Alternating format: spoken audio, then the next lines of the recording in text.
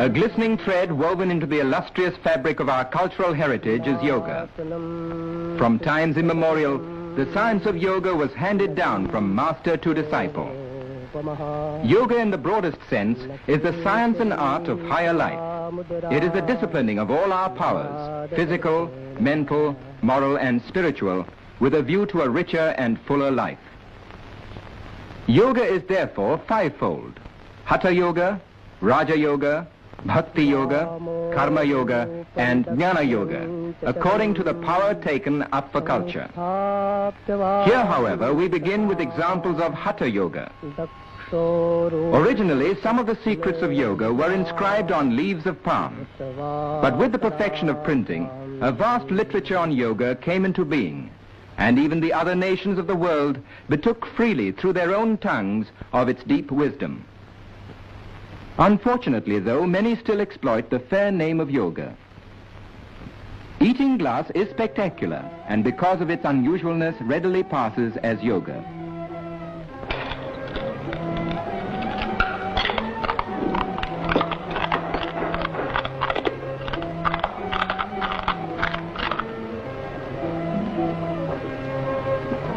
Any audience will watch such a feat in wide-eyed wonder, and more so when the performer follows it with undiluted nitric acid. But these exploits aren't yoga.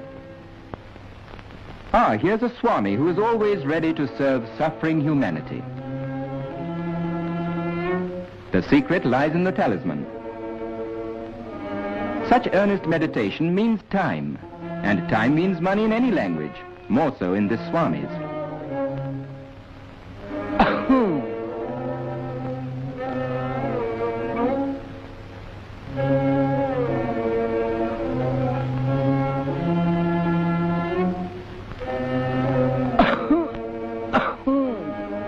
It takes all sorts to make a world, and such acts have done much to discredit yoga.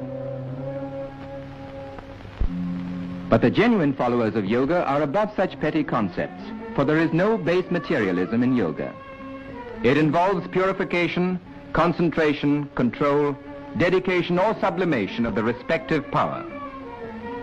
The ultimate aim of yoga is to achieve purity and freedom of the spirit. Yoga, then, is the science of living a pure and healthy life, physically, mentally, and spiritually. To help achieve this end, a set of physical exercises called asanas has been evolved, which can be followed by anyone of any age, race, or creed.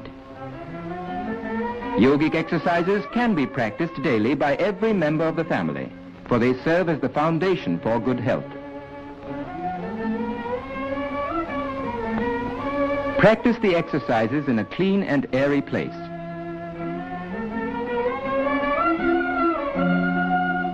It's never too young to learn or to benefit from yoga. Here is a yoga institute in Bombay which still preserves the ancient traditions and caters to the needs of our countrymen.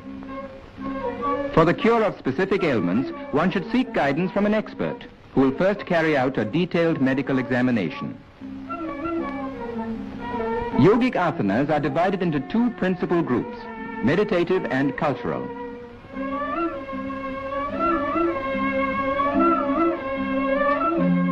This asana, Dhanurvakrasana, or the bow curve pose, helps to keep interior and posterior muscles supple. The average man uses only 1/3 of his lung capacity. The expert measures the patient's lung power with a pneumatometer, after which he will be given the proper asanas to develop the use of his lungs and diaphragm. Without the guiding hand of an expert, a knowledge of yogic exercises can be obtained from a book. But such reading should not be taken too literally, for such knowledge may boomerang. Our friend here seems to be sticking pretty close to the printed page. No apparatus or implements of any sort are required to perform asanas.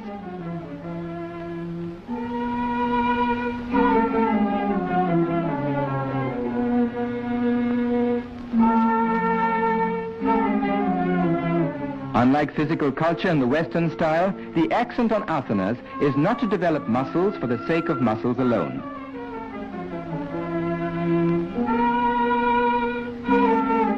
The aim of yogic asanas is not bodily strength, but the development of the internal organs without any strain whatsoever. The yoga mudra, through compression, stimulates the abdominal organs, and through maximum stretch of the spine, it adjusts the vertebrae and increases spinal circulation.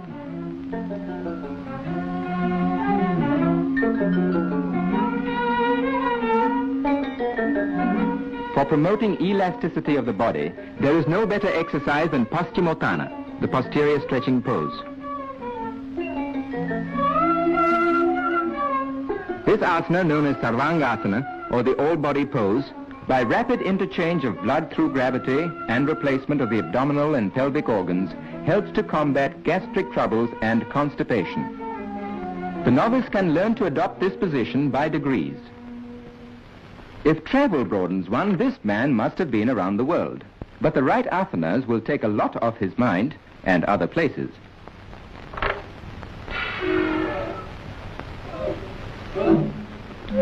Even though of ancient origin, the daily practice of yogic exercises will benefit all who live in the modern world, no matter what profession we follow.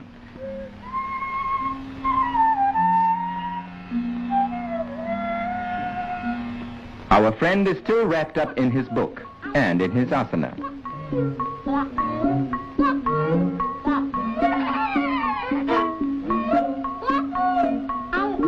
What he needs is a helping hand. Good, he has one to spare. Shirsasana, or the head-low posture, commonly called the topsy-turvy pose, is a form of head-low exercise that requires great skill and execution. Observe its execution carefully. It is, however, an asana that is extremely beneficial to persons suffering from constipation.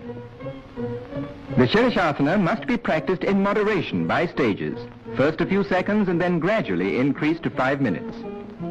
It improves the general circulation, especially in the head, and relieves pressure on the distended or compressed internal organs. It is good for the brain and improves the memory. It is also supposed to prevent gray hair. The beneficial effects of yoga are also enjoyed by our women. Here's the Bhujangasana, or the famous cobra pose, specially suitable for women in the exercising of the spine and abdomen and for toning up the pelvic muscles. Viparita Karni, or reverse process, tones up the pelvic organs.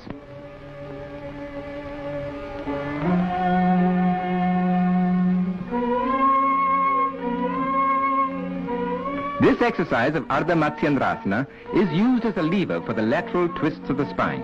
It stimulates brain activity.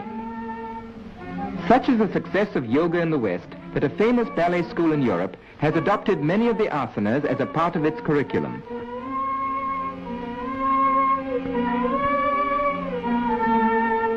Suppleness of limb means also a corresponding suppleness of mind. Well, this is what comes of sticking too closely to the printed page. In other words, he's stuck. Ladies and gentlemen, the solution to this crossword, sorry, cross-leg, will appear in tomorrow's paper. The Shakti Chalana Mudra, or activating process, is excellent as an internal abdominal massage. By increased inhalation through yoga, the number of breaths per minute is decreased, which makes for longevity and calmness of mind, for the brain vibrates with every respiration.